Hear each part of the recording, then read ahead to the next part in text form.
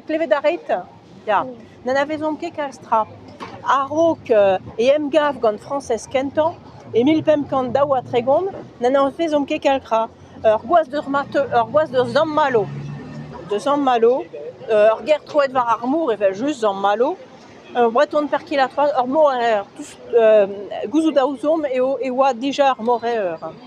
Hag ganet ebe de zamm malo, e mil pevar c'hant, unnek a pevar ugent, da vare da bloavez dimezi annavrez gant Charles Hayes. E dad oa pesketeur, hag un tet desket a blije dean a lenegez. Hag ur morer brudet e zamm malo.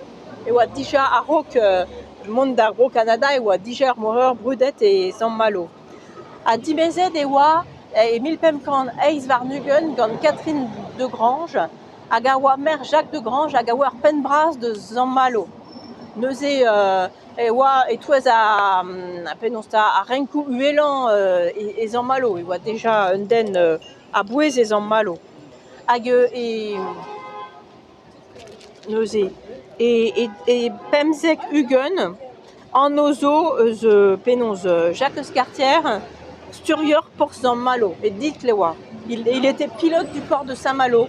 On retrouve peu de choses. Avant sa rencontre avec François Ier en 1532, on retrouve peu de traces qui racontent la vie de Jacques Cartier. On sait que son père était pêcheur, qu'il était né en 1491, qu'il était de rang assez élevé à Saint-Malo. Il était marié avec la fille de Jacques de Grange, qui était un des personnages importants de Saint-Malo. Voilà, donc peu de choses. On sait de lui peu de choses. C'est tudo, ni zo von varzu, et ne son loez, c'est tu. Comprenet au peu, strevras, matre, bon, padeom.